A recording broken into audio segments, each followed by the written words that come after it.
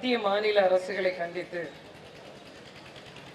மாபெரும் இந்த உண்ணாவிரதத்தை ஏற்பாடு செய்திருக்கக்கூடிய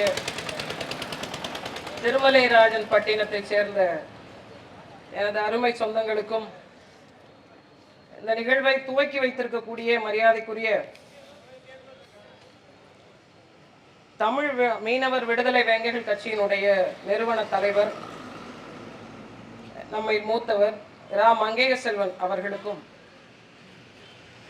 எனக்கு பின்னால் பேச இருக்கக்கூடிய தேசிய மீனவ பேரவையினுடைய பொறுப்பாளர் மரியாதைக்குரிய அண்ணன் குமரவேல் அவர்களுக்கும், விடுதலை சிறுத்தை கட்சியினுடைய மாவட்ட செயலாளராக இருக்கக்கூடிய நாக அருட்செல்வன் நாகை மாவட்டம் அவர்களுக்கும்,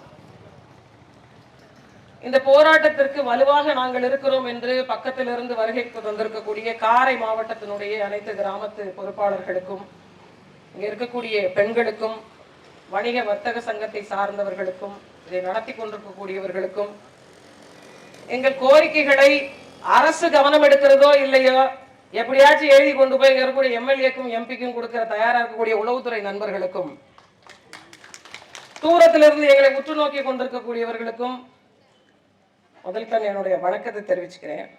எனக்கு முன்னால் பேசியவர்கள் எல்லாம் பட்டினச்சேரி ஒரு சின்ன கிராமம் என்று குறிப்பிட்டாங்க. அவங்களுக்கெல்லாம் நான் ஒன்றை சொல்லுகிறேன், இது திருமலை ராஜனுடைய பட்டினம், இது ராஜனுடைய நகரம், அவன் ஆண்ட கோட்டை. இது சின்ன கிராமமோ அல்லது சேரியோனோ அல்ல. இன்னொன்று சொன்னாங்க, மீனவர் சமுதாயம் என்பது மீனவர்கள் சமுதாயமே அல்ல, நாங்கள் பரதவர்கள் என்ற பாரம்பரியத்தை தன்மையாக கொண்டவர்கள். என்ன பிரச்சனை அப்படின்னா நம்ம வரலாம் நமக்கே தெரியாது.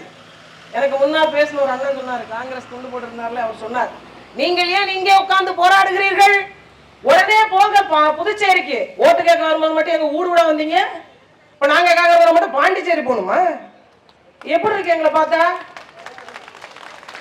உண்மையை சொல்றவங்க தெய்வத்துக்கு சமானம்னு சொல்லுவாங்க. அவரா அவர் கட்சியை பத்தி வாரி தூத்தி கொட்டிட்டு போயிட்டாரு. எனக்கு என்ன பிரச்சனை இங்க அப்படின்னா, இங்க உட்கார்ந்து இருக்கக்கூடிய அத்தனை பேர் மனசாட்சியும் தொட்டு கேட்கிறேன். இங்க வந்து பேசினாங்கல்ல, ஏன் வந்திருக்காங்கன்னு தெரியுமில்ல உங்களுக்கு? 2024 தேர்தல். இந்த பிரச்சாரத்துக்கு, இந்த உண்ணாவிரதத்துக்கு நாம போகல அப்படின்னா ஓட்டு கேட்க வர முடியாதுன்னு வந்த கூட்டம் தானே இங்க அதிகம். எனக்கு முன்னால் பேசின காங்கிரஸ் ஆட்சி அதிகாரத்திலே இல்லையா புதுச்சேரியில?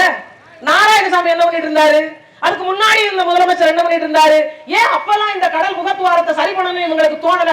ஐஸ் பிளான்ட விடுங்க, ஐஸ் பிளான்ட விடுங்க. அது பின்னால் கட்டி கொடுக்கப்பட்டது, ஒரு என்ஜிஓ கட்டி கொடுக்கப்பட்டது, அதுக்கு ஈபி கொடுக்க முடியல. நான் வந்தோடனே எங்க அண்ணன் சொன்னேன், அண்ணன் தயவு செஞ்சு இந்த உண்ணாவிரதம் எல்லாம் வேண்டாம், போராட்டம் வேண்டாம், தயவு செஞ்சு கூடாரத்தை கலைச்சு வீட்டுக்கு போங்க அப்படின்னு. ஏன்னு கேட்டாரு எங்க அண்ணன், இன்னைக்கு மகாத்மா காந்தியோட நினைவு நாளா, உண்ணாவிரதத்துக்கான அடித்தளமே அந்த மனுஷன் தான். அவருக்கு மாலை போடவே துப்பு இல்லை. இவங்க எப்படி வந்து ஐஸ் பிளான்ட்டுக்கு எல்லாம் கரண்ட் கொடுக்க போறாங்க?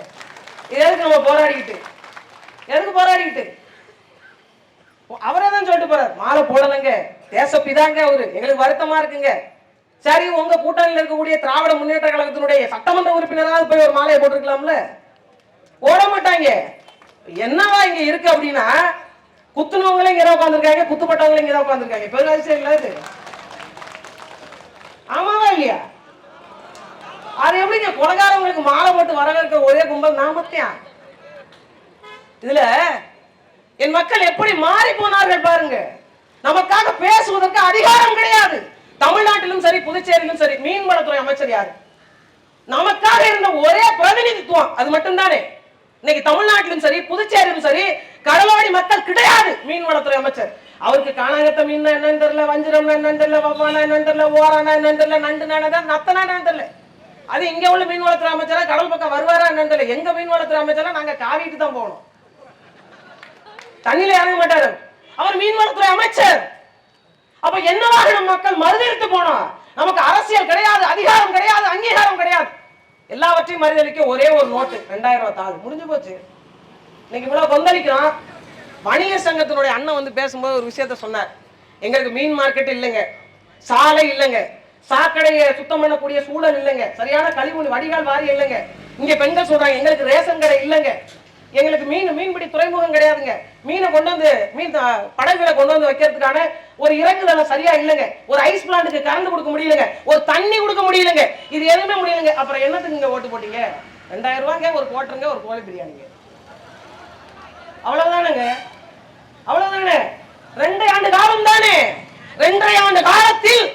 கொடுக்க முடியல. பாரதிய ஜனதா கட்சி, என்ஆர் காங்கிரஸ், இதுக்கு முன்னாடி என்ஆர் காங்கிரஸ் இருந்ததா இல்லையா? ஏன் ஓட்டு போட்டீங்க? அந்த 5 ஆண்டு காலத்துல பாலும் தேரும் பாலாறும் திருமலைராயன் பட்டினத்துல ஓட விட்டாங்களா? இல்ல கேக்குறேன். இந்த மண் எவ்வளவு பழமை வாய்ந்த மண்ணு, எவ்வளவு முக்கியத்துவம் வாய்ந்த மண்ணு, வரலாற்று சிறப்புமிக்க ஒரு மண்ணு. இங்க பிறந்த எல்லாருமே அந்த ராஜாதி ராஜனுடைய வாரிசுகளா இல்லையா? அந்த மன்னனுடைய பேரன்களா இல்லையா? ஆனா இப்ப வரைக்கும் என்ன செய்யறோம்? தண்ணி மேல் நீர் தேக்க தொட்டி இல்லைங்க, எங்களுக்கு கொடுங்கன்னு நீங்க போராடணும். ஏன்? உங்கள் வரலாறு உங்களிருந்து மாற்றப்பட்டிருக்கிறது. நீங்கள் வரலாற்றை படிக்கவே இல்லை. படிச்சிருந்தா இந்த இடத்துல சட்டமன்ற உறுப்பினரா நீங்க உட்கார்ந்து இருந்திருப்பீங்க, மீன்வளத்துறை அமைச்சரா நீங்க இருந்திருப்பீங்க, நாடாளுமன்ற உறுப்பினரா நீங்க இருந்திருப்பீங்க. நாம ஏங்க இன்னொருத்த போய் கெஞ்சணும்? ஏன் கெஞ்சணும்? நான் வெளியில வந்து பேசும்போது என்ன எல்லாம் சொன்னாங்க தெரியுமா? இந்த பிள்ளை என்ன இவ்வளவு வாய் பேசுது, யார் கல்யாணம் பண்ண போறாங்க? நமக்கு ஒரு அடிமை சிக்கிட்டாரு, அது வேற விஷயம். யாரு கல்யாணம் பண்ண போறாங்க? உண்மையில் சொல்ல போனால் என் குடும்பத்தில் யாரும் பெரிய பேச்சாளர்கள்லாம் கிடையாது, அரசியல் தத்துவ ஞானிகளும் கிடையாது. ஆனா என் தாத்தா கோதண்டபாணியினுடைய ரத்தம் என் உடம்புல ஓடுதுன்னு நான் நினைச்சேன். அந்த மனுஷனுடைய அறிவாற்றலும் அவனுடைய பேச்சாற்றலும் எனக்குள்ள இருக்குன்னு நான் நம்பினேன். அதனால ஏதாவது ஒரு நிலையில நாம் நிக்கணும், போராடித்தான் இந்த மண்ணை அடையணும். எல்லாரும் இங்க வந்து உட்கார்ந்து இருக்கீங்களே, இந்த கடல் உங்களுக்கு சொந்தம் இல்லை தெரியுமா?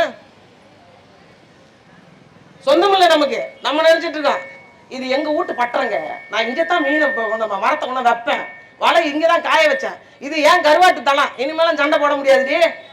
இது வேதாந்தா குடும்பத்தினுடைய கடல். அவன் கடல் பரப்ப ஏற்கனவே வாங்கிட்டான். அவனுடைய கடல்ல தான் நாம மீன் பிடிச்சிட்டு இருக்கிறோம். தெரு தெருவா கத்துறேன். யார் ஒருவரும் என் குரலை நீங்க கவனிக்கவே இல்லை. என்னைக்காவது ஒரு நாள் அவன் வந்து போயா போட்டு உங்களை வெளில அனுப்புவான். அன்னைக்கு என் முகம் அப்படியே மங்கெல்லாம் தெரியும், உங்க கண்ணு முன்னாடி வந்து போவோம். வரும் பாருங்க. நாங்கள் என்ன சொல்றோம்? ஒரு தேர்தல் வருது, சரி, ஒரு வேட்பாளர் வருகிறார். என்ன கேட்கணும்? நாம என்ன கேட்கணும்? வந்தோன்னு சொன்னாங்க அரசியல் பேசாதீங்க. அரசியல் இல்லாம எது ஒன்றும் இல்லை. நீங்க வாழ்ற வாழ்க்கை, குடிக்கிற தண்ணி, படுக்கிற பாய், சத்து போன புதைக்கிற இடம் வரைக்கும் அரசியல் தான். அந்த புரிதல் இல்லாம போனதுனால தான் இன்னைக்கு தெருவில் வந்து உட்கார்ந்து போராடுறோம். எதுக்கு போராடுறோம்? என்ன கோட்டை கட்டி கேட்டோமா? 450 வீடு நிரந்தர குடியுரிமை பட்டா இல்லை, சொந்த மண்ணில் நீங்கள் எல்லாம் அகதி. பேசுவதற்கு நாதி கிடையாது. சட்டமன்றத்துல, நாடாளுமன்றத்துல இது வரைக்கும் கடலோடி மக்களுடைய பிரச்சனையை நான் பேசி தீர்த்து கொடுத்திருக்கேன். ஒரு சட்டமன்ற உறுப்பினர் காட்டுங்க. அன்றாட தேவைகளை பேசுவது வேறு, நிரந்தர தேவைகளை பேசுவது வேறு. நமக்கு தெரியலையே. நம்மளை பழங்குடியின மக்கள் பட்டியலில் அறிவிக்கணுமா வேணாமா? இந்த மண்ணினுடைய பூர்வ குடிகளா இல்லையா? நாம தொல்குடி மக்களா இல்லையா? 4 வகை நிலங்கள், 5 வகை நிலங்கள், பிறகு 4 வகை நிலங்கள் பிரிக்கப்பட்ட காலத்தில் இருந்து ஆதி தொல்குடியாக வாழ்ந்தவன் கடலோடி. இதுவரைக்கும் நமக்கான அங்கீகாரம் என்ன? குறைஞ்சபட்சம் இந்த ஒரு தொகுதி பா, இந்த தொகுதி மீனவர்களுக்கான தொகுதி, கடலோர மக்களுக்கான தொகுதி, இதுவரைக்கும் ஒதுக்கீடு செஞ்சிருக்காங்களா? எதுக்கு வாக்கு செலுத்தணும்? ஒரு அமைச்சர் கொடுத்துட்டு இருந்தாங்க, மீன்வளத்துறை அமைச்சர், அதுவும் கைய வச்சாச்சு. அதையும் கடலோடி மக்கள் கிடையாது. மாறாக எதுக்கு வாக்கு செலுத்தணும்? 50 ஆண்டு காலம், 75 ஆண்டு காலமாய் குடிக்க தண்ணி கொடுக்க முடியல. எதுக்கு ஓட்டு போடணும்? 1000 ரூபாய் அன்றாட தேவையை சரி பண்ணிடுமா? 1000 ரூபாய் என் பிள்ளைக்கு படிப்பை கொடுத்துருமா? 1000 ரூபாய் நல்ல வாழ்க்கையை கொடுத்துருமா? 1000 ரூபாய் சரியான சாலையை கொடுத்துருமா? 1000 ரூபாய் இந்த மீன் மார்க்கெட்டை உருவாக்கி கொடுத்துருமா? 1000 ரூபாய் இந்த ஐஸ் பாண்டு கரண்ட் கொடுத்துருமா? 1000 ரூபாய் இந்த மீன் இறங்கு தரத்தை உருவாக்கி கொடுத்துருமா? நாம நம்மளை கேள்வியே கேட்கல. அவ்வளவு சுயநலவாதிகளாக நீங்க மாறி போனீங்க. ஏன் தெருவில் வந்து நின்று கத்துறோம்? அடுத்த தலைமுறையாவது நம்மளுடைய வாழ்க்கை புரிஞ்சுக்கணும். ராஜராஜ சோழன் இருந்தாரு, ராஜேந்திர சோழன் இருந்தாரு, கரிகால் பெருவளத்தான் இருந்தாரு. இங்க இருந்து கடல் கடந்து போய் இன்னொரு நாட்டை பிடிச்சா எப்படி போயிருப்பான்? எங்களை இல்லாமல் எப்படி போயிருப்பேன்? நான் கடல் செலுத்திருப்பேன், நான் தான் கட்டுமரத்தை வச்சிருப்பேன், நான் தான் காற்றை பார்த்து காற்றை கிழித்து கொண்டு கலனை செலுத்தினேன். அதன் மூலமாகத்தான் இன்னொரு நாட்டையும் கோட்டையும் பிடிக்க முடிந்தது. அதற்கு காரணம் நாம் தான். வரலாற்றை படிக்கவே இல்லை நாம். எனக்கெல்லாம் பயங்கர கோபம் வரும் இந்த மக்களை பார்த்து. போய் அப்படியே போய் கஞ்சி போட்ட வேட்டி கட்டிக்கிட்டு திராவிட முன்னேற்ற கழகம் பேனர், என் மாமா ஒருத்தர் இருக்கிற பிஜேபி அச்சுக்கிட்டு அப்படியே என்னம்மா அப்படின்னு கூட்டத்து. இந்த பாரதிய ஜனதா கட்சியை சேர்ந்தவர்கள் இருக்கட்டும், நான் எல்லாரையும் கேள்வி கேட்கிறேன். இந்த சாகர் மாலா திட்டம் வராது, கடலோர மக்களுக்கு எந்த பிரச்சனையும் ஏற்படாது, அந்த மக்களுக்கான உரிமையை நான் மீட்டு தருவேன். சொல்லுங்க, நானே வர்றேன் பாரதிய ஜனதா கட்சிக்கு, நான் வர்றேன். மீனவ மக்கள், கடலோர மக்கள், பழங்குடியின மக்கள் பட்டியலை அறிவிப்பேன். சொல்லுங்க, நான் வர்றேன் திமுகவுக்கு. சொல்லுங்க. அவங்க தேர்தல் வாக்குறுதியிலே கொடுத்திருந்தாங்க, இன்ன வரைக்கும் அறிவிக்கல. ஏன்? உங்களுக்காக பேசுவதற்கு நாதியே கிடையாது. அடிச்சு போட்டா, சுட்டு போட்டா. யோசிச்சு பாருங்க, இங்க இருந்து பக்கத்து நாடு அதுக்கான ஆயுத பயிற்சி, போர்படை கப்பல், அவங்க சுடுற துப்பாக்கி அத்தனையும் நம்மளோட வரி பணத்துல இருந்து இந்திய அரசாங்கம் கொடுத்துச்சு. யாரை சுடுவதற்கு தெரியுமா? நம்மளை சுடுவதற்கு தான். அதிமுக ஆட்சி அதிகாரத்தில் இருக்கும்போது 400க்கும் மேற்பட்டவங்க கொல்லப்பட்டாங்க. ஆனாலும் ஒரு பாட்டு போட்டீங்க, தரை மேல் பிறக்க வைத்தான் எங்களை தண்ணீர் மிதக்க வைத்தான். கடல் நீர் நடுவே பயணம் போனா குடிநீர் தருவது யாரும்? எல்லாம் சுத்தி பார்க்க போனீங்களா? பயணம் போனீங்களாமே. நான் பாடுபட போனேன்டா. வார்த்தை வரிகளுக்கு அழகாக இருக்கிறது என்று கோர்வையாக கவிதை வடிக்கப்பட்டது. ஆனால் என் வலியை ஒருவரும் அங்க சொல்லப்படவே இல்லை. அந்த ஒரு பாட்டுக்காக ஓட்டு போட்டீங்க. திராவிட முன்னேற்ற கழகத்துடைய ஆட்சி காலத்தில் 500க்கும் மேற்பட்டவங்க பக்கத்து நாடா சுட்டப்பட்டும் எரிக்கப்பட்டும் அவமானப்படுத்தப்பட்டும் கொல்லப்பட்டாங்க. ஏன் நமக்கு அந்த வெறி வரல? ஏன் செத்தவன் எவனோன்னு நினைச்சோம்? நமக்கு ஒற்றுமையும் இல்லை, நம்ம ஆட்களை மேலோங்கி நிற்க செய்யற வலிமையும் இல்லை. பேசும்போது நிறைய விஷயங்களை பேசினார், ஆனா சொல்ல வந்த விதம் தான் தவறு. நமக்கு பலம் இல்லையா? ஏன் இல்ல? இவ்வளவு பெரிய சுனாமி வேற எந்த பகுதியிலாவது சுனாமியா இல்லாம வேற ஏதாவது பூகம்பம் நடந்திருந்தா 10 ஆண்டு ஆகும் அந்த இடத்துக்கு மீண்டும் கால் வைக்க. ஆனா 10 நாள்ல கடலுக்கு போனான் கடலோடி. தைரியத்தின் உச்சமம். ஆனா போராட்ட குணம் மரணித்து விட்டது. கடல்ல ஹைட்ரோ கார்பன் திட்டம் வருது. 4 லட்சம் ஹெக்டேர் கடல் பரப்ப ஒருத்தன் வாங்கிட்டான். ஏன் கடல்? உங்க கடல், நம்ம கடல், வங்க கடல், எங்க கடல் வாங்கிட்டான். பேசல, போராடல, இது வரைக்கும் தெரியல. அது ஒரு சட்டம் வந்திருக்கு, கடலோர முறைப்படுத்துதல், மீன்பிடி முறைப்படுத்துதல் சட்டம். நீங்க 1 லட்சம் ரூபாய்க்கு தான் மீன் பிடிக்கணும் விசைப்படகு, 10,000 ரூபாய்க்கு தான் மீன் பிடிக்கணும் எஃப்ஆர்பி படகு. அதுக்கு மேல அதிகமா பிடிச்சிட்டா என்னங்க பண்றது?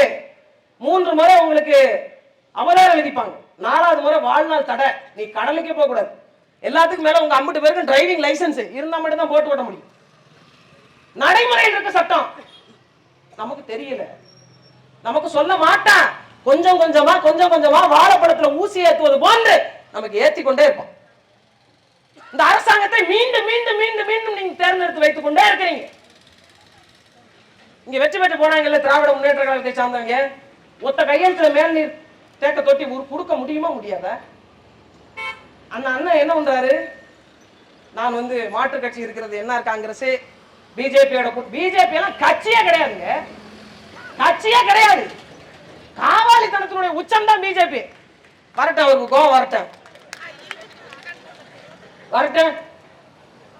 நான் என்ன கேட்கிறேன், ஒரு ஹைட்ரோ கார்பன் திட்டம் கடல்ல வருது, சரி கொண்டு வரீங்க.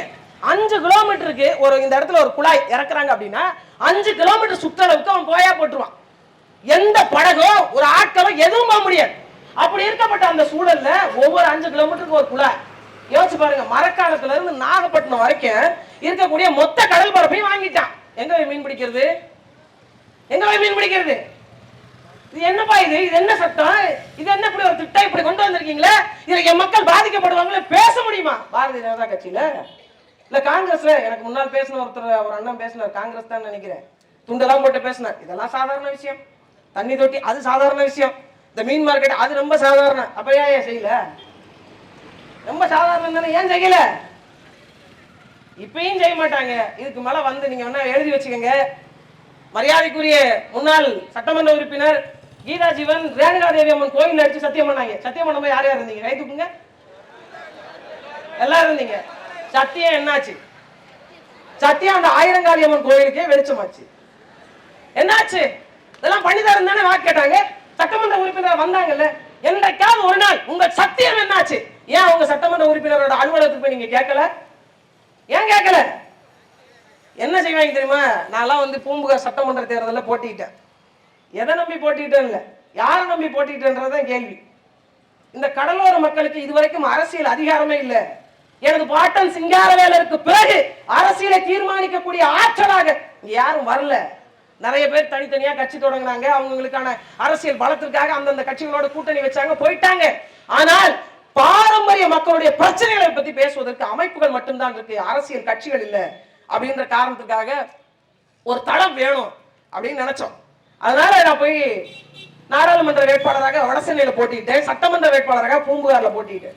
இந்த நோட்டீஸ் எடுத்துட்டு போய் தரங்கம்பாடியில ஒரு அம்மா கிட்ட கொடுத்தேன். வாங்கி பார்த்துட்டு என்னை பாக்குறாங்க, நோட்டீஸை பாக்குறாங்க. இந்த அம்மா ஓட்டு போட மாட்டேன்னு சொல்லியிருந்தா கூட நான் வருத்தப்பட்டிருக்க மாட்டேன். நம்ம பெரியம்மா வயசு தான், வருத்தம் போட மாட்டோமா நீங்க போங்க அப்படி சொல்லியிருந்தா. நோட்டீஸை வாங்கி இதை வாங்கினாலும் நான் கீழே தான் போடுவேன், நீ ஏன் எடுத்துட்டு போ. எதுக்கு? ஒரு மாவட்ட ஆட்சியர் ஆகணும்ன்ற கனவை தூக்கி போட்டுட்டு பச்சிளம் குழந்தையோட இதே கடலோர மக்களுக்காக போராடி பிணையில வெளியில வர முடியாத, வெயில்ல வெளியில வர முடியாத 3 வழக்குகள் வாங்கின என்னோட நோட்டீஸை தூக்கி போட்ட அந்த அம்மா மணல் கொள்ளையடிச்சு, மலைகளை கொள்ளையடிச்சு, அங்க இருக்கக்கூடிய சாராயம் காட்சி வித்து, அடுத்தவன் தாலி அறுத்து அவனுக்கு மாலை போட்டு பூர்ண கும்ப மரியாதை செலுத்தி வரவேற்றாங்க. வயிறு எரியுமா எரியாத? எனக்காக வேணாம் போயிருந்தேன். என் வீட்டுல என்ன பெத்தவங்க பெரியவங்க எல்லாம் இருக்காங்கல்ல, எங்க மாமா உட்பட, சத்தமா பேசாத, இந்த மாதிரிலாம் வெளியில போய் பேசாத, உனக்கு ஆபத்து வந்துடும், உனக்கு அச்சுறுத்தல் வந்துடும். அடிக்கடி எங்க அம்மா சொல்லுவாங்க, இங்கதான் இருக்காங்க லட்சுமி, அவங்க சொல்லுவாங்க, 2 பிள்ளை வச்சிருக்க நீ, பார்த்து பேசுமா அப்படிம்பாங்க. எனக்கு 2 பிள்ளை தான் இருக்கு. நான் வளர்க்கவில்லை என்றாலும் என் கடல் பரப்பும் என்னுடைய சூழலும் வளர்த்து விடும். ஆனால் ஆயிரக்கணக்கான அடுத்த தலைமுறை பிள்ளைகளுக்கு நின்றே ஆகணும். உசுர் போனா முன்னாடி அவர் சொன்ன மாதிரி தான், ஹைகோர்ட் போன மாதிரி, அவ்வளவுதான் ஆகணும்ல. ஏன் நீங்க வெளியே வர மாட்டீங்க? ஏன் போராட மாட்டேங்கிறீங்க? ஏன் துணிய மாட்டீங்க? ஏன் அரசியல் பேச மாட்டீங்க? ஏன் அரசியலில் உங்களை உட்படுத்திக் கொள்ள மாட்டீங்க? இங்க அரசியல் என்னவா இருக்கு தெரியுமா? தப்பா நினைச்சுக்காதீங்க. என்கிட்ட 100 பேர் இருக்காங்க, எம்பிட்டு தருவீங்க? அவ்வளவுதான் இருக்கீங்க. எங்க டீம்ல நான் ஒரு கிளப் வச்சிருக்கேன், நான் ஒரு டீம் வச்சிருக்கேன், 200 பேர் இருக்காங்க. எவ்வளவு தருவீங்க? என்ன நோக்கம் இருக்கு? எதுக்காக அரசியலுக்கு வர்றாங்க இவங்க? திமுகவுக்கு நோக்கம் இருக்கா? அண்ணா திமுகவுக்கு நோக்கம் இருக்கா? காங்கிரஸுக்கு நோக்கம் இருக்கா? பிஜேபிக்கு நோக்கம் இருக்கா? எந்த கட்சிக்கு என்ன நோக்கம் இருக்கிறது? அந்த நோக்கம் நமக்கு என்ன சாதகமாக இருக்கிறது? நான் மலையை உடைக்க மாட்டேன், மண்ணை பாதுகாப்பேன், கடல் வளத்தை பாதுகாப்பேன், நிலத்தை பாதுகாப்பேன், அங்க இருக்கக்கூடிய மக்களை மக்களாக நடத்துவேன், அவங்களுக்கான அடிப்படை தேவைகளை உருவாக்குவேன். சுதந்திரம் பெற்ற 75 ஆண்டுகளுக்குள்ள சரியான சாலை, படிக்க கல்வி, குடிக்க குடிநீர், நல்ல மருத்துவம், இது ஒரு ஊர்ல கூடங்க இது வரைக்கும் குடிசைகளே இல்லாத ஒரு ஊரை நான் உருவாக்கிட்டேன். ஒரு கட்சி சொல்லுங்க, ஒரு அரசியல் கட்சி சொல்லுங்க. அப்ப எதுக்கு இவங்களுக்கான வாக்கு நாம் செலுத்தணும்? எதுக்கு செலுத்தணும்? கேட்கலையே. 72 விழுக்காடு மக்கள் வாழற நிலத்துக்கு பட்டா இல்லாம சொந்த மண்ணில அகதியா ஒரு கூட்டம் வாழுதுன்னா அது கடலோடி மக்களுடைய கூட்டம் தான். கால் வச்ச இடமா நம்மளோட இடம்ங்க, வழக்காயப்பட்ட இடம்லாம் நம்ம இடம். ஆனா இன்னைக்கு எங்க ஊர்ல எல்லாம் வந்து பாருங்க, மேல் வீட்டுல பேச முடியாது, கீழ் வீட்டுல பேச முடியாது, சைடு வீட்டுல பேச முடியாது, இந்த வீட்டுல பேச முடியாது, இங்க பேசினா அங்க கேட்க, அங்க பேசினா. நம்ம வீடு கழுவி தண்ணி ஓடிச்சுன்னா கீழே இருந்து மேல அந்த அம்மா ஆரன் அடிக்கும், தண்ணியை ஊத்தாத.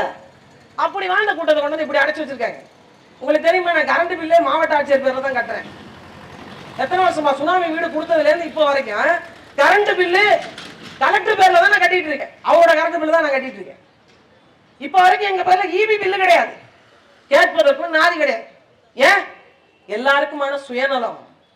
இந்த கட்சிக்கு போனா நமக்கு ஒரு கான்ட்ராக்ட் கிடைக்கும், அடுத்த சட்டமன்ற உறுப்பினராக கிடைக்கும், இல்லைன்னா எம்எல்ஏ நம்ம தோல் மேல கையை போட்டுட்டு வருவார், எம்பி நமக்கு வேண்டப்பட்டவரா இருப்பார். இந்த இதை சொல்லிவிட்டா அது நடக்கும், அதை சொல்லிவிட்டா இது நடக்கும். இவ்வளவு தான் நம்ம சுருங்கி போயிட்டோம் அரசியல். யோசிச்சு பாருங்க, தமிழ்நாட்டிலேயோ புதுச்சேரியிலயோ ஒரு மாண்புக்குரியவர்களாக, மதிக்கப்படுபவர்களாக, அரசியல் பேசக்கூடியவர்களாக, ஆட்சாமை மிகுந்தவர்களாக யாராவது ஒருவர் கடலோரி மக்கள்ல உன்னதமா நிக்கிறாங்க. இவங்க சொன்னா ஆட்சியை பிடிக்க முடியும், இவங்க சொன்னா சட்டமன்ற உறுப்பினர் ஆக முடியும். ஒருவர் இருக்குமாமா? ஏன் நமக்கெல்லாம் தெரியவில்லையா? நமக்கு அறிவு இல்லையா? வீரம் இல்லையா? அரசியல் புரிதல் இல்லையா? எல்லாமே இருக்கு. ஆனா நமக்கு வீடு, நம்ம குடும்பம், அதை முடிச்சுக்கிட்டு நம்ம அப்படியே இருப்போம், உழைக்கிறோம், சாப்பிடுறோம், சந்தோஷமா இருக்கு. இதுக்கு பேர் வாழ்க்கையா? இதற்கு பேர் வாழ்க்கையா? வாழ்க்கை என்பது ஒரு நாள் நான் வாழ்ந்தாலும் அந்த நாள் அடுத்தவர்களுக்கு பயனுள்ள நாட்களாக இருந்தால் மட்டும்தான் அது வாழ்க்கை. நீங்க உங்களுக்கு வாழ வேண்டாம், உங்க பிள்ளைனாவது அடுத்த தலைமுறையாவது இந்த மண்ணில் சுதந்திரமா வாழணும்ல. நீங்களே போராடி போராடி சாகக்கூடிய சூழல் இருக்கும்போது உங்கள் பிள்ளைகளை எந்த நிலத்துல விட்டுட்டு போக போறீங்க? எந்த நிலத்துல விட்டுட்டு போக போறீங்க? இந்த காரைக்கால எத்தனை நாளா போராடிட்டு இருக்காங்க, அந்த துறைமுகத்தை விரிவாக்கம் பண்ணி கொடுங்க அப்படின்னு. அதுக்கு பணம் இல்லை, அதுக்கெல்லாம் காசு கிடையாது, கிடையாது. சரிங்க, இந்த ஒண்ணு வேண்டாங்க, எங்களுக்கு தூண்டில் வளையும் மாதிரி நீட்டுக்கும் கல்லு கொட்டி படகு வந்து இந்த மாதிரி வெள்ள புயல் காலத்துல அடிபட்டு மக்கள் சாகாத அளவுக்கு கொண்டு வாங்க, அதுக்கு காசு இல்லை. சரி, ஒரு தண்ணி தொட்டியாவது கட்டி கொடுங்க, அதுக்கு காசு இல்லை. அப்புறம் என்ன இதுக்கு இந்த அரசாங்கம்ன்றவன் களைச்சுட்டு போக வேண்டியதானே? இதுல மத்தியில நாங்க ஆள்றோம், மாநிலத்துல கூட்டணி. ஏங்க ஏன் நாற்காலியோ ஒருத்தர் ஜரிக்கி பிடிக்கிற மாதிரி இருக்கு. நான் இதுல எதிர்ப்பீங்க மக்கள் பிரச்சனை தீர்ப்பேன்னு அவர் என்ஆர் காங்கிரஸ் ரங்கசாமிக்கு அது ஒரு பிரச்சனை. மக்கள்லாம் அப்படியே குதூகலத்துல இருந்தாங்க. நாராயணசாமிக்கு பிறகு ரங்கசாமி, எந்த சாமி வந்தாலும் உங்களை காப்பாற்ற போறது இல்லை, எந்த சாமியும் உங்களை காப்பாற்ற போறது இல்லை. மக்களுக்கான புரிதல் என்றைக்கு அரசியல் பத்தி வருகிறதோ அப்போது உங்களிலிருந்து ஒருவன் தொடங்குவான், அவன் மட்டும்தான் நமக்கான பிரச்சனை தீர்த்து தருவான். நாம அதற்கான ஆளுமைகளா மாறணும். ஒரு வார்டு மெம்பரா நிக்க சொன்னா கூட நாம நிக்கிறது இல்லை. ஏன்? அது என்ன செலவாகி போயிடும். எதுக்கு செலவு பண்ணணும்ன்ற? செலவு பண்ணா நீ சம்பாதிப்ப. செலவு பண்ற அத்தனை பேரும் சம்பாதிக்கத்தான் செய்வார்கள். நாம பண்ற பெரிய பாவம் என்ன தெரியுமா? ஓட்டுக்கு காசு வாங்க. 1000 ரூபாய் கையில வைக்கிறாரா, அதே 1000 ரூபாய் திருப்பி அவர் கையில வைங்க. இப்ப வைக்கிறோம்ல கோரிக்கை, இந்த கோரிக்கையெல்லாம் எனக்கு நிறைவேற்றி கொடுன்னு ஒரு பேப்பர்ல எழுதித்தான். இல்லையா, நான் நிறைவேற்றி தர முடியாது, மாட்டேன், முடியாம போயிடுச்சு. என்ன அப்படின்னா, உன் பதவியை ராஜினாமா பண்ணிக்குவேன்னு ஒரு பத்திரத்துல எழுதி அவருக்கு கையெழுத்து வாங்குங்க. போடுறவனுக்கு வாக்கு செலுத்துங்க. துணிஞ்சு கையெழுத்து போடுறேன் பாரு, இதை நான் நிறைவேற்றி தர்றேன், தரலன்னா என் பதவியை நான் ராஜினாமா பண்ணிக்கிறேன் கையெழுத்து போடுறேன்ல, அந்த சட்டமன்ற உறுப்பினருக்கு வாக்கு செலுத்து. அது எந்த கட்சியா இருந்தாலும் பரவாயில்ல. அப்ப தெரியும் சரியானதை மட்டும்தான் சொல்லணும், சொல்ல முடிஞ்சதை நாம் நிறைவேற்றி கொடுத்தே ஆகணும்ன்ற ஒரு பெரிய நெருக்கடி அந்த வேட்பாளருக்கு வரும். வரும்ல, என்ன 2 மாசத்துல தேர்தல் வரும்ல, நீங்க என்ன செய்றீங்க நான் பாக்குறேன். நான் வருவேன் பட்டணத்துக்கு, நான் வருவேன். இதே கேள்வியே நான் மீண்டும் கேட்பேன். ஏன்னு கேளுங்க, அடுத்த வாட்டி நீங்க உட்கார்ந்து போராடுவீங்க, நான் வருவேன். நடக்காது. நமக்கான ஆட்சி அதிகாரம் அமையும் வரைக்கும் நம்மளோட பிரச்சனை தீரப்போகுது. ரொம்ப கூட வேணாம், ஒரு தனியார் தொண்டு நிறுவனம் ஒரு ஐஸ் பிளான்ட்டை கட்டி கொடுக்குறாங்க. அந்த ஐஸ் பிளான்ட் அரசாங்கம் நம்ம கேட்கவே இல்லை. அது 2 கோடி ரூபாய் 10 கோடி ரூபாய் அவன் நம்ம கேட்கவே இல்லை. ஒரு அதுக்கான மின் இணைப்பு கேட்கறான், இபி கனெக்ஷன் கேட்கறான், அதை கொடுக்க துப்பு இல்லை.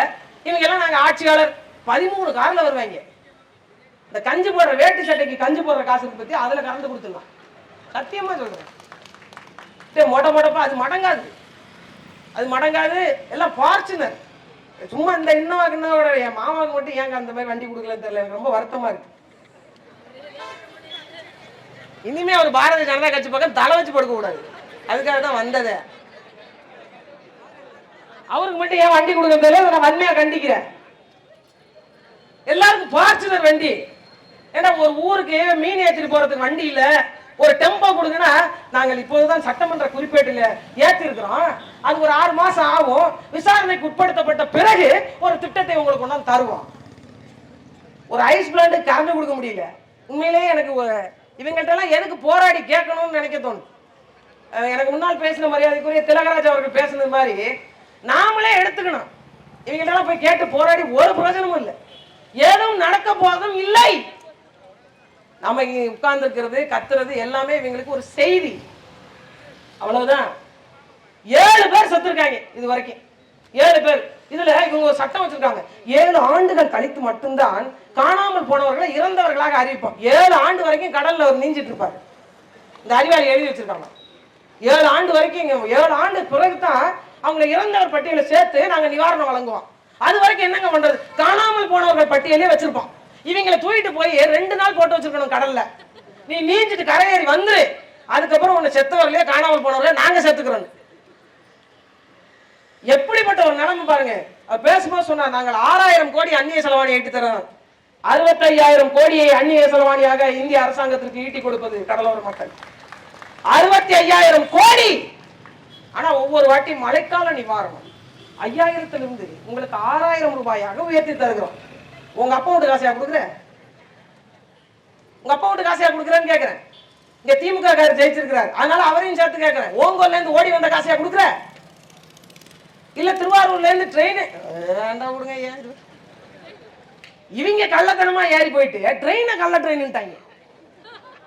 ட்ரெயின் நல்ல ட்ரெயின் தான், இவங்க காசு கொடுக்காம ஏறி போய் உட்காந்துட்டு ட்ரெயினே கள்ள ட்ரெயின்ட்டாங்க.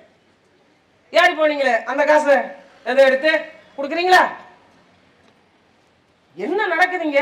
நான் போன ஆண்டு 50,000 கோடிப்பா, அதுக்கு அடுத்த ஆண்டு 55,000 கோடி ஈட்டி கொடுத்துருக்கேன், அதுக்கு பிறகு 60,000 கோடி, ஆண்டொன்றுக்கு 5,000 கோடி கூடுதலாக வருமானத்தை ஈட்டி தர்றேன். ஒரு நாளைக்கு குறைஞ்சபட்ச கூலி சட்டம் சொல்லுது 450 ரூபான்னு, நீ 500 ரூபாய். நான் உலகத்திலே 2வது ஆபத்தான தொழில் செய்யறேன். ஒரு நாளைக்கு 500 ரூபாய் கணக்கிடு, 60 நாளைக்கு எனக்கு 30,000 ரூபாய் காசு வரணும். என்ன கணக்கு இந்த 6,000 ரூபாய், என்ன கணக்கு இந்த 8,000 ரூபாய்? யார் ஒருவராவது இது வரைக்கும் கேள்வி கேட்டிருக்கோமா? எனக்கு என்ன பிச்சையா போடுறேன், என் பணத்தை எனக்கு தர்ற, என்ன உனக்கு இதுல பெருமை பகுமானம் என்ன கேட்கிறேன்? இது வரைக்கும் நான் பேசினதே இல்லை. தடைக்கால நிவாரணம் எனக்கு ரொம்ப நாள ஒரு கேள்வி இருக்கு. இந்த ஏப்ரல் மே இது தடைக்காலன்னு எந்த அறிவாளி சொன்னா? எந்த அறிவாளி சொன்னா? எந்த கடல் ஆய்வாளர்கள் சொன்னாங்க? எந்த சூழியல் வல்லுநர்கள் சொன்னாங்க? காணாங்கத்த மீன் ஒரு மாசத்துல குஞ்சு பொரிக்கும், மத்தி ஒரு மாசத்துல வரும், பண்ணா ஒரு மாசத்துல வரும், சூற ஒரு மாசத்துல வரும், கேரை ஒரு மாசத்துல வரும். வருமா வராதா? அது எப்படிங்க கரெக்டா மே மாசம் இவங்க வைக்கிறாங்க இந்த 60 நாள். நான் 60வது நாள்ல கருத்தடை பண்ணிடுவேன், முதல்ல ஃபார்ம் ஆயிடுவேன். 60 ஆகும் அந்த முடியுது பாருங்க, 1வது நாள்ல குழந்தை ஃபார்ம் ஆயிடும். அந்த 61வது நாள்ல பெத்து போட்டுருவேன். அப்படியா கேட்கிறேன். யாராவது நம்ம கேட்டோமா இந்த நாள்ல இந்த மாதிரி? சரி, எனக்கு தடை கேரளாவில் மீன்பிடி காலம். அப்ப என்னது, அது மாநிலத்துக்கு மாநிலம் மீன் பிரிச்சுக்குமா? கேரளா மீன் நாம, அதனால இந்த மாசம் நம்ம குஞ்சு பொறிக்கவே கூடாது.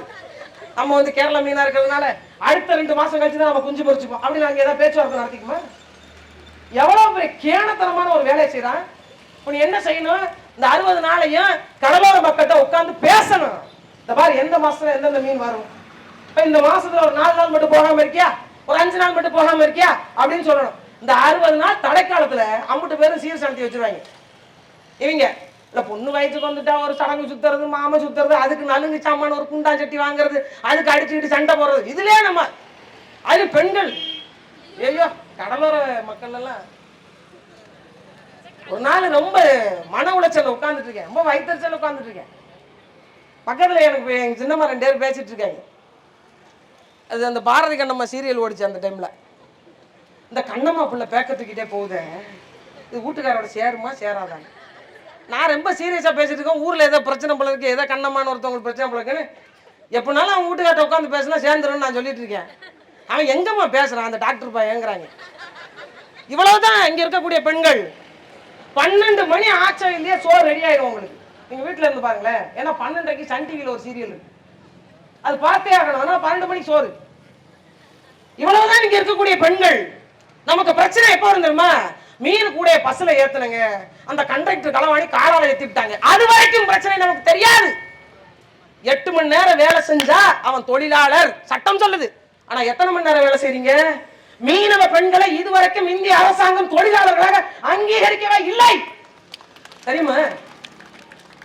இல்ல முன் தயாரிப்பு வேலை, போட்டுக்கு போறாங்கன்னா அதுக்கு முன்னாடி ஏற்பாடு பண்ற சாப்பாடு கொடுக்கறது, அதுக்கு டீசல் பிடிக்கிறாங்கன்னா அதுக்கு ஐஸ் உடைக்கு எடுத்து வேலை செய்யறது, அதுக்கு ஆளுங்களை திரட்டு அதுக்கான வேலையை செய்யணும். போட்டு வந்துருச்சுன்னா மீனை தரம் பிரிக்கணும், விற்கணும், போகணும், அதற்கு தகுந்த வேலையை செய்யணும். அத்தனை வேலைகளை செய்யணும். இதனையும் போனா பெண் தலைமையிலான குடும்பங்கள் அதிகமாக இருக்கிறது, ஆண்கள் இல்லாத அதிகமாக இருக்கிற குடும்பங்கள் கடலோர மக்களுடைய குடும்பம். அவங்க அந்த மீன் கூட தூக்கிட்டு போய் எந்த ஊர்லயாவது வித்துட்டு வீடு வந்து சேரத்துக்குள்ள அவர் படுகிற பாடு பெரும்பாடு. ஆனா அவர்களை பேசுவதற்கு ஒரு சங்கமோ அமைப்போ எது ஒன்றும் கிடையாது, எதுவும் கிடையாது. ஆனாலும் நம்ம போராடல. ஏன்? பிரச்சனை மூக்கை தொடுகின்ற வரை நாம அதை பத்தி கவனிக்கிறதே இல்லை. மூக்கை தொட்டா நமக்கு வலிச்சா அப்புறம் போராடும். இது என்ன மாதிரியான போக்கு, என்ன மாதிரியான மனநிலை? லூர்து சைமன் அம்மான்னு சொல்லிட்டு கன்னியாகுமரியில் ஒரு அம்மா இருந்தாங்க, அமைச்சரவையில் இடம்பெற்று இருந்தாங்க, கடலோர பெண். அவங்களுக்கு பிறகு அரசியல் பேச ஒரு பெண்கள் கூட புறப்பட்டு வரல. எவ்வளவு பெரிய கொடுமை! எத்தனாயிரம் மக்கள், எத்தனை லட்சம் மக்கள் நம்ம வாழ்றோம். அதுல ஒரு பெண் ஒரு ஆண் கூட சட்டமன்றத்துக்கோ நாடாளுமன்றத்துக்கோ போக தகுதி இல்லாதவங்கள போயிட்டோம். நமக்குள்ள இருக்க பிரச்சனை என்ன தெரியுமா? நம்மை நாமே தூக்கிவிட நாம் தயாராக இல்லை. எல்லா சாதியினரும் எல்லா மதத்தினரும் அவரவர்கள் முக்கியத்துவம் வாய்ந்தவர்களாக மாறி போக நினைக்கிறார்கள். ஆனால் நாம் சாதியும் இல்லை, மதமும் இல்லை. அதை தாண்டிய பெரிய தொல்குடி மக்கள் நாம். நிறைய பேர் நினைச்சிட்டு இருக்காங்களே மீனவர்னா ஒரு சாதின்னு. மீனவர்ங்கிறது சாதியா? விவசாயிங்கிறது சாதியா? விவசாயிங்கிறது எப்படி ஒரு சாதிய சொல்லாக சொல்லப்படவில்லையோ அதே போன்று மீனவர் என்ற சொல்லும் சாதிய சொல்லாக சொல்லப்படவே கூடாது. ஆனா நம்மளே சொல்லிப்போம், நாங்க மீனவருங்க. நம்ம சொல்லிக்கிறோமா இல்லையா? நாம் என்ன சொல்லியிருக்கணும்? நம்மை நாம் கடலோடி என்று சொல்லியிருக்கணும், நாம் பறந்துபட்ட பரதவர் என்று சொல்லியிருக்கணுமா இல்லையா? நம் வரலாறே நமக்கு கடத்தப்படவே இல்லையே. பட்டினங்கள் உருவாக்கப்பட்டது எதனால்? திருமலைராயன் பட்டினா, நான் நிறைய பட்டின காதிராம் பட்டினா, நிறைய பட்டினங்கள் இல்லை. பட்டினங்கள் என்றாலே வர்த்தக தலைநகரங்கள் என்ற அர்த்தம், துறைமுகங்கள் என்ற அர்த்தம், துறைமுகம் வாழ்ந்த பெரிய நகர்ப்புறங்கள் என்ற அர்த்தம், நாகரிகம் தோன்றிய இடங்கள் என்ற அர்த்தம். அந்த மாதிரி நாகரிகத்தினுடைய உச்சத்தின் மிச்சம் தான் நாமும் நமக்கும் சொல்லப்படல, நாம அடுத்த தலைமுறைக்கும் கடத்தப்படல. இது எவ்வளவு பெரிய துயரம் பாருங்க. என் வரலாற்றை தெரிந்து கொள்ளாத இனம் ஒருபோதும் வாழாது, ஒருபோதும் வாழாது. நிறைய பேருக்கு எங்க குலதெய்வமே தெரியலையே, குலதெய்வமே தெரியலையே. எங்க மாமாலாம் இங்க இருந்து திருப்பதிக்கு போறாரு, அவர் பேரு ஏழுமலையா, வச்ச பேரு வீரரவி. இங்க இருந்து திருப்பதிக்கு போறாரு. எங்க உங்க சாமி எங்க? அவர் சாமி இங்க இருக்கிறார், ஓமொழி அப்பாரு. மொழியை தன்னுடைய இறைவனாக கொண்ட குடும்பத்து மக்கள் இங்கும் திருப்பதிக்கு போய் அவரு தான் எங்களுக்கு நல்லது செய்வாரு. உங்களுடைய குலதெய்வம் என்ன தெரியுமா? மழைதான் நம்மளுடைய குலதெய்வம். மாரியம்மன் மட்டும்தான், ரேணுகா தேவி தான் இந்த கடலோர மக்களுக்கான காளியம்மன் தான் குலதெய்வமா இருக்க முடியும். மறந்து போனோமே, கடந்து போனோமே. நாங்க மீன் இறங்குதலம் கேட்டா நீங்க குலதெய்வத்தை பத்தி பேசுறீங்க. நான் மீண்டும் சொல்றேன், வரலாற்றை நீங்க தெரிந்து கொள்ளவில்லை என்றால் உங்கள் இனம் வாழாது, அழிந்துதான் போகும். தயவு செய்து உங்கள் பிள்ளைகளுக்கு உங்கள் வரலாற்றை சொல்லிக் கொடுங்க. நீங்க யாருன்னு சொல்லிக் கொடுங்க. வாழ்கின்ற நிலத்தை நாம் எப்படிப்பட்ட இறையை வணங்கணும் தெரியுமா? முருகனோ சிவனோ அல்லது மாலவனோ பெருமாளோ எங்கிருந்தோ வந்தவங்க இல்ல, நம் குடும்பத்தில் பிறந்த மூத்தவர்கள் தான் இந்த நிலத்தையும் வளத்தையும் பாதுகாத்து செத்தவர்களை தான் நாம் கடவுளாக கும்பிடுறோம். அப்படித்தான் தூண்டிகார சாமி, அப்படித்தான் பெரியாண்டவர், அப்படித்தான் குட்டி ஆண்டவர், அப்படித்தான் எல்லா தெய்வங்களும், அப்படித்தான் ஓமணியப்பர், எல்லா தெய்வங்களும். ஆனா இந்த நிலத்திற்கான தெய்வம் மாரியம்மன், காளியம்மன், ரேணுகா தேவி தான். மாரியம்மனோட மறு உருவம் தான் ரேணுகா தேவி. அவங்க தான் உங்களோட குலதெய்வம். நீங்க எதை வேண்டுமானாலும் மறப்பீங்க. ஆனா ஆடி மாசம் வெள்ளிக்கிழமையில மாரியம்மனுக்கு படைக்கிறத நம்ம மறக்கவே மாட்டோம். ஏன் தெரியுமா? அதுதான் நம்மளுடைய பாரம்பரியத்தினுடைய வழிபாடே. கொஞ்சம் கொஞ்சமா தான் வச்சிருக்கிறான், மிச்சத்தெல்லாம் அடிச்சு ஒழிச்சுட்டான். தயவு செய்து எல்லாரும் உற்று நோக்குங்க. நம்மளுடைய அரசியல் புரிதலை மேம்படுத்திக் கொள்ளுங்க. எங்க அப்பா சொன்னாரு, உங்களுக்கு திருச்செந்தூர் முருகன், பழனி முருகன் தான் உனக்கு குலதெய்வம் எனக்கு சொல்லி கொடுத்தது. நான் திருப்பி அவரை கேட்டேன், முருகன் எப்படி உங்களுக்கு குலதெய்வமா இருக்க முடியும்பா? எப்படி இருக்க முடியும்? முருகன் குறிஞ்ச நில கடவுள், மலையில வாழ்றவங்களுக்கு அவன் கடவுள். அப்படி இருக்கும்போது எப்படி உனக்கு முருகன் இருக்க முடியும்? நீங்க வழிபாட்டு தெய்வம் வேறு, உங்களுடைய வரலாற்று தெய்வம் வேறு. இது ரெண்டையும் புரிந்து கொள்ளாமல் போனோம்னா நாம அடுத்த பிள்ளைகளுக்கு பேர் வைக்கிறதே பாருங்களேன். முன்னாடி ஒரு காலத்துல எனக்கெல்லாம் காளியம்மன் பேர் வச்சதுக்கு எங்க ஆயா விரட்டி துரத்துல. ஒரு மாடனா ஏதாச்சும் ஒரு பேர் வைக்காம காளியம்மான் பேர் வச்சு விட்டு, எனக்கு 8 வயசு வரைக்கும் அப்படி பேர் இருக்கிறதே தெரியாது. உங்களுக்கே தெரியும், இந்த ஊர்ல எனக்கு பேர் வேற, எனக்கு பேர் வச்ச பேர் வேற. திடீர்னு 8 வயசுல சொல்லிட்டாங்க, உன் பேர் காளியம்மான், உங்களுடைய பிறந்த பதிவில் அதான் இருக்கு அப்படின்ட்டாங்க. நான் குலவெறியில சுத்திட்டு இருந்தேன், யார் வச்சது எப்ப? எங்க சின்னாயா வச்சு விட்டாங்களா, அவங்கள தேடிட்டு இருந்தேன். ஏன் அப்படி ஒரு கொடுமையை நீ எனக்கு பண்ண அப்படின்னு. அவங்க சொன்னாங்க, 8 வருஷமா உங்க அம்மாவுக்கு பிள்ளை இல்லை, ஆயிரங்காளி அம்மன் கோயில்ல வேண்டி, அப்புறம் சின்னத்தும்பூர்னு ஒரு கோயில்ல காளியம்மனை போய் வேண்டி அப்புறம் பிறந்த நீனு, அதனாலதான் உனக்கு அந்த பேர் வச்சேன். அந்த பேர் அப்ப வச்சதுக்கு எனக்கு தெரியல, ஆனா இப்ப வச்சதுக்கு என்னமோ எனக்கு பொருத்தமா தான் தெரியுது. சரியா தான் வச்சிருக்காங்க. ஏன்னா கொற்றவை அப்படிங்கிறத விட மூத்த சொல் நம்ம கடலோர பகுதிகளிலே இருந்த ஆதி கடவுளாக சொல்லப்படுவது, அநீதியை எதிர்த்து கேள்வி கேட்பவர்களுக்கு காளியம்மாள் என்ற பெயர் உண்டு என்ற வரலாற்றை கூட பார்க்கிறோம். அந்த பேரை நானும் வச்சிருக்கிறேன், எனக்கும் அதை வச்சிருக்கேன். எங்க ஆயா தெரிஞ்சு வச்சாங்களா தெரியாம வச்சாங்களா தெரியல, ஏதோ ஒரு வகையில வச்சிருக்காங்க. உண்மையிலேயே அந்த பேருக்காக நான் பெருமிதம் கொள்றேன். அது போன்ற வரலாற்றை தேடணும், படிக்கணும். அப்பதான் நாம் எப்படி பாதிக்கப்பட்டிருக்கிறோம், நாம் எப்படி பயமுறுத்தப்பட்டிருக்கிறோம், நாம் எப்படி பலி கொடுக்கப்பட்டிருக்கிறோம் என்பதெல்லாம் புரியும். ஒவ்வொரு முறையும் இங்க இருக்கக்கூடிய மக்கள்லாம் ஒண்ணு கூடி போராடித்தான் எங்களுக்கு ஒரு துறைமுக விரிவாக்க கொடுங்க, எங்களுக்கு ஒரு மீன்பிடி இறங்குதளம் கொடுங்க, எங்களுக்கான மீன் விற்பனை மையம் கொடுங்க, எங்களுக்கான மார்க்கெட் அங்காடி கொடுங்க, இதெல்லாம் கேட்டு போராடி தான் பெற வேண்டும் என்றால் எதற்கு இத்தனை ஆட்சியாளர்கள், எதற்கு இந்த அரசியல்வாதிகள், எதற்கு இத்தனை கட்சிகள்? இவங்களெல்லாம் நம்ம பின்வாங்க செய்யணும். அப்படின்னா நமக்கு அரசியல் தெளிவு தேவை. ஒரு கட்சிக்காரங்க உங்களை வாக்கு கேட்டு வர்றாங்களா, போதுங்க.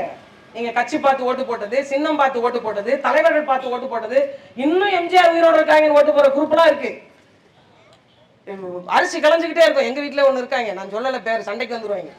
அரிசி கலைஞ்சுக்கிட்டே இருப்பாங்க, எம்ஜிஆர் பாட்டு ஓடிச்சுன்னு அப்படியே போட்டு ஓடின குரூப்லாம் இருக்கு. இங்கதான் உட்காந்துருக்காங்க. எம்ஜிஆர் உயிரோடு இருக்காங்கன்னு வாக்கு செலுத்துறவங்க இன்னும் இருக்காங்க. எம்ஜிஆர் என்ன சொன்னார்? இங்க அதிமுக இருக்கிறவங்க எல்லாம் கோச்சிக்காதீங்க. நான் மீண்டும் சொல்றேன், கடலோர மக்களை, போராடிய மக்களை ஓட சுட்டு கொண்டவர் எம்ஜிஆர். ஆமாவா இல்லையா? இந்த மெரினா இன்னைக்கு கடற்கரை கட்டி வச்சு எல்லாரும் கல்லறைகளாக மாத்தி வச்சிருக்காங்கல்ல. ஒரே நாள் இரவு 9 கிராம மக்கள், கடலோர மக்கள் போராடினாங்க, இந்த மண்ணை விட்டு நாங்க போக மாட்டோம் அப்படின்னு. இல்ல நான் உலக வங்கிட்ட பணம் வாங்கிட்டேன், இந்த கடற்கரையை நான் வேற மாதிரி சுற்றுலா தலமா மாத்துவேன், இங்க இருக்கலாம் கிளம்பி ஓடுங்க என்று மக்களை, போராடிய மக்களை, இன்னும் சொல்ல போனா சட்டமன்றத்துக்கு முன்னாடி தீ குடிச்சாங்க. அந்த போராடிய மக்களை முதல்ல சுடுறதுக்கு அனுமதி வழங்கினவரே எம்ஜிஆர் தான். நாம் ஆனா மீனவர்களுடைய காவலன் என்று எம்ஜிஆர் சொல்லிக் கொண்டிருக்கோம். போய் தேடி பாருங்க, போய் கூகுள்ல போட்டு பாருங்க, இல்லைன்னா சமூக சோசியல் மீடியால நிறைய வந்துட்டு போய் பாருங்க, யூடியூப்ல போய் பாருங்க. நடந்ததா இல்லையா? இன்றைக்கும் துப்பாக்கி சூடு இலங்கை கடற்படையில் நடக்கும்போது என்ன அதிகபட்சம் நடக்குது சொல்லுங்க? என்ன அதிகபட்சம் நடக்குது?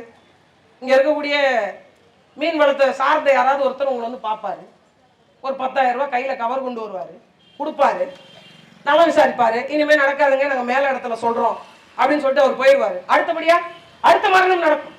7 பேர் இறந்த பிறகு ஒரு என்ன கேட்கிறோம்? இந்த பக்கம் அந்த பக்கம் கல்லு கொட்டி படகு உள்ள வர்றதுக்கான ஒரு தூண்டில் வலை மாதிரி ஒரு இடம் கேட்கிறோம். அவ்வளவுதானே கேட்கிறோம்.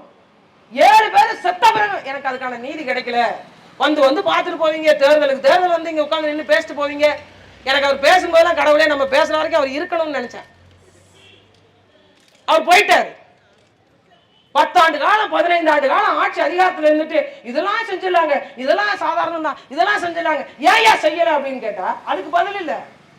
வரக்கூடிய தேர்தலையும் நான் சத்தியம் மட்டும் சொல்றேன், வரக்கூடிய தேர்தலையும் இத்தனை கட்சிக்காரங்க எல்லாம் வருவாங்க, உங்கள்கிட்ட பேசுவாங்க, உங்களுக்கு தெரிஞ்சவங்க கூட்டு வருவாங்க, சொந்தக்காரவங்க கூட்டு வருவாங்க, கட்சிக்காரவங்க கூட்டு வருவாங்க. உங்கள்கிட்ட நீங்கள் என்ன செய்வீங்க? இந்த அவர் முகத்துக்காக ஓட்டு போட்டேன், அவர் முகம் நமக்கு மீன் மார்க்கெட்டை வாங்கி தந்துடாது, தெரிஞ்ச ஒரு முகம் நமக்கு தண்ணி தொட்டியை வாங்கி கொடுத்துறாது, இந்த அவர் முகம் வந்து நமக்கு மீன் இறங்குதளத்தை கொடுத்துறாரு, மீன்பிடி துறைமுகத்தை கொடுத்துறாரு, காரைக்கால் துறைமுகம் எத்தனை கிராமங்களுடைய வாழ்வியல் அது, அதை விரிவாக்கம் பண்ணி கொடுங்கன்னு கேட்டா அதுல காசு இல்லை. அதுல இருந்து வரக்கூடிய காசையாவது எடுத்து விரிவாக்கம் பண்ணலாம்ல. அப்ப என்னவாக இங்க இருக்கு?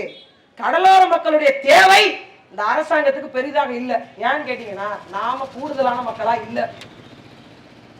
தமிழனுடைய மரபணுவே போச்சு, தமிழனுடைய வாழ்வியல் மரபணுவே போச்சு. சொல்றேனே தப்பா எடுத்துக்காதீங்க. கொஞ்ச நாளைக்கு முன்னாடிலாம் ஒரு 10-20 வருஷத்துக்கு முன்னாடிலாம் எல்லாருக்கும் 4 பிள்ளைங்க இருக்கும், 3 பிள்ளைங்க இருக்கும், ஒரு சிவப்பு கலர்ல ஒரு முக்கோணம் மாதிரி போட்டிருப்பாங்க, குடும்ப கட்டுப்பாடு திட்டம். நிறையெல்லாம் பெத்துக்காத, 4-3 வேண்டாம் அப்படின்னு. எனக்கு பங்காளி மட்டுமே 70 பேர் இருக்காங்க, எங்க அப்பா கூட பிறந்தவங்க, எல்லாத்தையும் சேர்க்கல. எங்க பெரியப்பா சித்தப்பா மட்டுமே எனக்கு 70 பேர் இருக்காங்க. நான் கூட எங்க ஆயா கேட்டேன், 8 பிள்ளை பெற்றிருக்கிய எப்படிங்க? ஆயா சொன்னாங்க, கணக்குல வீக்கு நீ 11 பிள்ளை, நான் 3 பிள்ளை செத்து போச்சுனாங்க.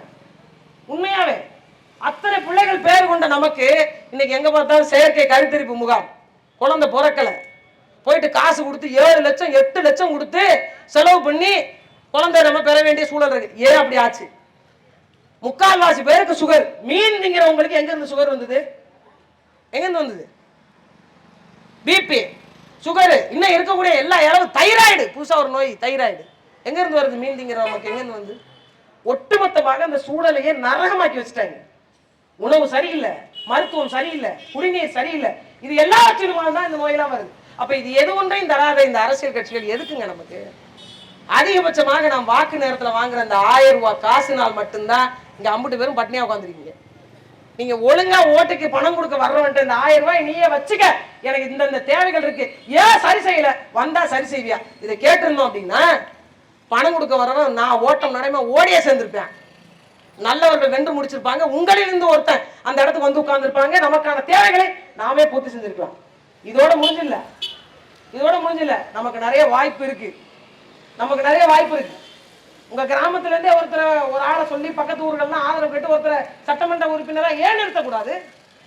இந்த தேவைகள் இருக்குப்பா, இதெல்லாம் போயிட்டு பக்கத்து கிராமத்துல இந்த திருப்பட்டினத்துக்கான சட்டமன்ற தொகுதிக்கு எந்தெந்த கிராமங்கள் இருக்கோ அந்தந்த கிராமத்தில் உள்ள குறைகளை போய் கேளுங்க, இதெல்லாம் நிவர்த்தி செய்ய முடியும். நாங்க ஒரு ஆள் நிப்பாட்டுறோம், அவங்களுக்கு வாய்ப்பு கொடுங்க அப்படின்னு கிராமம் சார்பா ஏன் நிறுத்தக்கூடாது? அல்லது உங்க கோரிக்கைகளை நிறைவேற்றுறவங்களுக்கு ஏன் ஆதரவு அளிக்க கூடாது? அப்படி பண்ணுங்க. இல்லைன்னா வரக்கூடிய தேர்தலில் யார் வாக்கு கேட்டு வந்தாலும் சரி, எங்கள் கோரிக்கை நிறைவேற்றப்படாவிட்டால் நாங்க எவனுக்கும் வாக்கு செலுத்துறோம் அப்படின்னு தேர்தலை புறக்கணிங்க. ஏதாவது ஒண்ணு செய்யுங்க. இல்ல மீண்டும் நான் இவங்களுக்கு தான் ஓட்டு போடுவேன், நான் திமுகவுக்கு தான் ஓட்டு போடுவேன், நான் என்ஆர் காங்கிரஸுக்கு தான் ஓட்டு போடுவேன், நான் காங்கிரஸுக்கு தான் ஓட்டு போடுவேன், நான் பிஜேபிக்கு தான் ஓட்டு போடுவேன் அப்படின்னா அந்த 1000 காலியம்மனே திரண்டு வந்தாலும் நம்மளை காப்பாற்ற முடியாது. அவ்வளவுதான் யதார்த்தம். இந்த இந்த உண்ணாவிரத்தின் வாயிலா நான் ஒண்ணு சொல்றேன், உங்கள்கிட்ட நான் பேசணும்னு நினைச்சதை மனசுல இருந்ததை கொட்டிட்டேன். இன்னும் நிறைய கொட்ட வேண்டி இருக்கு, ஒரே டைம்ல கொட்ட வேண்டாம். நான் அரசாங்கத்துக்கு சொல்ல வருவது என்னன்னா, தார்மீகமாக தற்சார்பு பொருளாதாரத்தை கையில் எடுத்து யாருடைய உழைப்பையும் சுரண்டாம, யார் வாயிலையும் மண்ணள்ளி போடாம, எவனுடைய உழைப்பையும் பாழ்படுத்தாம தற்சார்பு பொருளாதாரத்தை இந்த உலகத்துக்கு சொல்லிக் கொடுத்து முதல்ல வாணிபத்தை உலகத்திற்கே கத்துக் கொடுத்த தொல்குடி மக்கள் ஒவ்வொரு முறையும் உங்கள்கிட்ட போராடி போராடி நாங்க நிக்கிறோம். எங்களுக்கான அடிப்படை தேவைகளை மட்டும் சரி பண்ணி கொடுங்க, நாங்க சொகுசு வாழ்க்கை வாழ உங்கள்கிட்ட வந்து நிக்கிற. பரவலா எல்லாரும் வெளில சொல்லுவாங்க, மீனவ மக்களுக்கு என்னப்பா குறைச்ச, நீங்க நல்லா சம்பாதிக்கிறீங்க, நிறைய காசு பணம் வச்சிருக்கீங்க, எல்லாம் பணக்காரங்களா இருக்கீங்க, ஒரு 10 நிமிஷம் வந்து கடல்ல வாந்தி எடுக்காம வந்துட்டு வாங்கன்னா ஒரு வேகம் பேச மாட்டாங்க. ஒருத்தர் எல்லாம் மீன்வளத்துறை அமைச்சர்லாம் பேசுவாங்க. இப்ப இலங்கை கடற்படை ஒவ்வொரு வாட்டியும் ஆட்களை வச்சு அங்க இருக்கக்கூடிய சிங்களர்களை வச்சு இப்போ முன்னாடிலாம் பிடிக்கிற மாதிரிலாம் இப்ப இல்ல, வெட்ட ஆரம்பிச்சிட்டாங்க. இப்போ ஒவ்வொரு வாட்டி வெட்டுறாங்க, எடுத்து போற ஜிபிஎஸ் கருவிகளை பிடிக்கிறாங்க, ஒரு பொருள் கூட இருக்க மாட்டுது அப்படின்னு கேட்டா இவங்க சொல்றாங்க, நீங்க பேராசை கொண்டவர்கள். கருணாநிதியா சொன்னார், மீனவர்கள் பேராசை கொண்டவர்கள், இங்க இருந்து எதுக்கு நீங்க சிலோனுக்கு போறீங்க, போறதுனால தானே அவங்க உங்களை பிடிக்கிறாங்க அடிக்கிறாங்க அப்படின்னு. ஆனா மீனவர்கள் பணக்காரர்கள் பேராசை கொண்டு நிக்கிறாங்க. அந்த ஒத்த ரூபாய சம்பாதிப்பதற்கு அவன் உசுர விட்டு வர்றான் அப்படிங்கிறது உங்களுக்கு எல்லாம் தெரியல. ஒரு நாளைக்கு இந்த பேசக்கூடிய அதிகாரிகளையும் அரசியல்வாதிகளையும் ஒரு 4 மணி நேரம் மாசால போய் நிக்க வச்சு ஒத்த மரத்தை கொடுத்து நீந்த விடணும். அப்பதான் இவங்க எல்லாம் கரை வந்து சேர்றாங்களா இல்ல அந்த பக்கம் அடிச்சுட்டு போறாங்களான்னு தெரியாது. பட்டணத்துல கரெக்டா தண்ணி திறந்து விட்டாங்க பாத்தீங்களா, சொல்லாம கொல்லாம அறிவிப்பே இல்லாம தண்ணியை திறந்து விட்டாங்க. இந்த கடைசியா செத்த அந்த பிள்ளை சாவுக்கு காரணமே இந்த காரைக்கால் மாவட்டத்தினுடைய நிர்வாகம் தான். அவன் தானாலாம் விழுந்து சாகல, அவன் எப்பேற்பட்ட அலை சீற்றமா இருந்தாலும் அந்த தம்பி ஏறி வந்திருப்பான். நீங்க அந்த நேரம் கடுமையான பீச்ல தண்ணியை திறந்து விட்டதுனால அந்த பிள்ளையால கரையேறி வர முடியல. திருமணத்துக்கு காத்திருந்த ஒரு மகன், அவன் மாலை கருத்துமா பார்க்கணும் காத்திருந்த பெற்றோருக்கு சவத்தின் மீது மாலை போட வச்சது இந்த சட்டமன்ற நிர்வாகமும் இந்த மாவட்ட நிர்வாகம். இதுக்கெல்லாம் என்ன பதில் சொல்ல போறீங்க? என்ன சொல்ல போனா அவரோட உடலே கிடைக்கல. இப்ப 7 வருஷம் உட்கார்ந்துருக்கணும் அந்த குடும்பம், அதுக்கு பிறகுதான் நீங்க அறிவிக்கவே செய்வீங்க.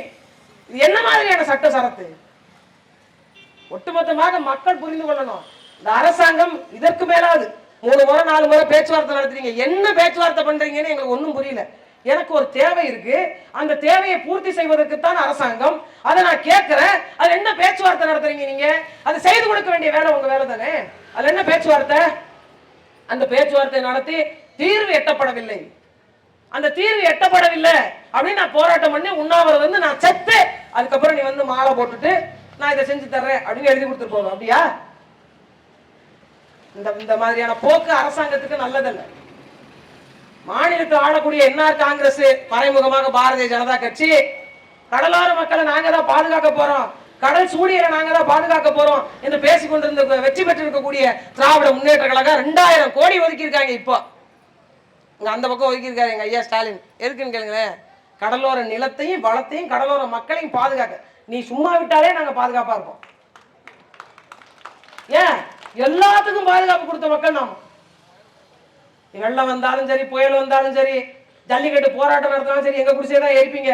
எல்லாம் நடந்த போதும் நாங்க தான் எல்லா மக்களுக்கும் பாதுகாப்பா இருந்திருக்கோம். எங்களுக்கு நீங்க எந்த பாதுகாப்பும் கொடுக்கணும். நீ கடல் பக்கம் வரலனாலே கடல் அதுவா அதை பாதுகாத்துக்கும். உலகத்துக்கெல்லாம் சோறு போடுற கடல் அது. எத்தனை மக்களுக்கான புரதச்சத்தை வாரி வழங்கக்கூடிய கடல் அது. அந்த கடலுக்கு அதை பாதுகாத்துக்க தெரியாதா? இவங்க போய் வேலி கட்டி கம்பி போட்டு பாதுகாப்பாங்க. இப்ப இந்த 12 நாட்டிகள் மைல் இருக்கு பாருங்க, இந்த 12 நாட்டிகள் மைல் வரைக்கும் மாநில அரசுடைய எல்லை. இதெல்லாம் வித்தாச்சு. இந்த இடத்துல ஆயில் கிடங்குகள் வரும், சாகர்மாலா திட்டத்தினுடைய விரிவாக்கம் வரும், துறைமுகங்கள், அதாவது மீன்பிடி துறைமுகம் இல்ல, வர்த்தக துறைமுகங்கள் வரும், பெரிய பெரிய எண்ணெய் கப்பல்கள் வரும், எல்லாம் வந்து வரும். நாம மட்டும் எங்க நிக்க போறோன்றதை நீங்க முடிவு செஞ்சுக்கோங்க. வாழ்ற நிலத்துக்கு பட்டா கிடையாது. சொந்த நிலத்தை எழுதி கொடுத்துட்டு சுனாமி குடியிருப்பு வாங்கணும். அந்த குடியிருப்புக்கு நிரந்தர குடியுரிமை பட்டா இல்ல. இந்த பட்டா வச்சுக்கிட்டு எல்லாம் எங்களுக்கு பட்டா கொடுத்துட்டாங்க. என்னைக்காவது அந்த பட்டாவை படிச்சு பார்த்துருக்கீங்களா? அந்த பட்டாவை படிச்சு பார்த்துருக்கீங்களான்னு கேட்கிறேன். ஒண்ணுமே பண்ண முடியாதுங்க. உங்க வாரிசுக்கே எழுதி வைக்க முடியாது. என் பிள்ளை நான் இல்லப்பா, இந்த வீடு என் பிள்ளைக்கு அப்படின்னு சொல்ல முடியாது. பேங்க்ல போய் அடமானம் வைக்க முடியாது. அந்த வீட்டுக்கு அடியில் ஏதாவது கனிம வளம் இருந்ததுன்னு வச்சுக்கோங்க, எந்த விதமான இழப்பீடு இல்லாம நீ வீட்டை காலி பண்ணி கொடுக்கணும். அந்த பட்டால எழுதி போய் பாருங்க. அதை விற்கவோ அடகு வைக்கவோ உங்களை அடுத்த தலைமுறைக்கு எழுதி வைக்கவோ முடியாது. அப்பனா இந்த பட்டா எதுக்கு? வெறும் பேப்பர், குப்பை, காகிதம். அந்த வீடு அரசாங்கம் வேணும்னு சொன்னா நீங்க கொடுத்தே ஆகணும். அப்ப நாம என்னவாக இந்த மண்ணில் இருக்கோம் நீங்க முடிவு பண்ணிக்க. வாழ்ற நிலம் இல்லை என்றால் நாம் சொந்த மண்ணிலேயே அகதி. அந்த அகதி வாழ்க்கையில நாம் வாழ்ந்து கொண்டிருப்போம். இதுல நமக்கு என்ன பெருமை? அது எவ்வளவு என்ன சொல்றாங்க, என்னை மாதிரி இருந்தவங்க கிடையாது, வாழ்ந்தவங்க கிடையாது, அது இந்த அவனை அடிச்சிருவேன் இவனை குத்திடுவேன். முதல்ல இந்த நிலத்துக்கான அதிகாரம் மிக்கவர்களாக நீங்க மாறுங்க. அரசியல் தலைவர்களாக உருவெடுங்க. யாரோ ஒருத்தவங்க எங்கேயாவது முளைப்பாங்க, அவங்க நமக்காக வந்து போராடுவாங்க என்ற எண்ணத்தை கைவிடுங்க. உங்களுக்காக நீங்கள் போராடவில்லை என்றால் யாரோரும் உங்களுக்காக வரமாட்டாங்க. அதனால இந்த அரசாங்கம், இந்த மத்திய மாநில அரசாங்கம் இங்க ஏதோ ஒரு 900 மக்கள் குடும்பங்கள் உட்கார்ந்து இங்க போராடுறாங்க அப்படின்னு நினைக்காதீங்க. ஒட்டுமொத்த இந்த காரைக்கால் மாவட்ட, நாகை மாவட்ட, மயிலாடுதுறை மாவட்ட, பழவேற்காடு தொடங்கி கன்னியாகுமரி நீரோடி வரை இருக்கக்கூடிய ஒட்டுமொத்த கடலோர மக்களும் போராட தொடங்கினார்கள் என்றால் இந்த அரசாங்கம் ஸ்தம்பிச்சு போகும். ஒண்ணுமே இல்லாம போயிடுவீங்க. ஒட்டுமொத்தமாக இந்த அளவிற்கு அந்நிய செலவாணி ஈட்டி தரக்கூடிய, வருமானத்தை ஈட்டி தரக்கூடிய கடலோர மக்கள் மத்தியில விளையாடாதீங்க. நாங்க இயற்கையவே எதிர்த்து சண்டை போடுற கூட்டம். எங்கள் இந்த அரசாங்கத்தை எதிர்ப்பதெல்லாம் ஒரு பெரிய விஷயமே கிடையாது. பெருமளவில் இந்த போராட்டம் வெடிக்காத அளவிற்கு எங்களுடைய கோரிக்கைகளை எங்க கிராமத்துல இயற்கை அமைந்துள்ள திருமலை ராஜன் ஆறு பாரம்பரிய பல நூற்றுக்கணக்கான முந்தைய ஆண்டுகளுக்கு முந்தைய இந்த ஆற்றை சரியான முகத்துவாரம் அமைச்சு கொடுத்து எங்களுக்கான படகுகளை சரிவர கரை வந்து சேர்க்கின்ற அளவிற்கான கற்கள் கொட்டி மீன்பிடி துறைமுகம் சிறிய அளவில் ஒன்று அமைச்சு கொடுத்துருங்க. குடிநீர் என்பது அத்தியாவசியம். அந்த அத்தியாவசியத்திற்கான குடிநீர் மேல்நிலை தேக்க தொட்டியை உடனடியா அமைச்சு கொடுங்க.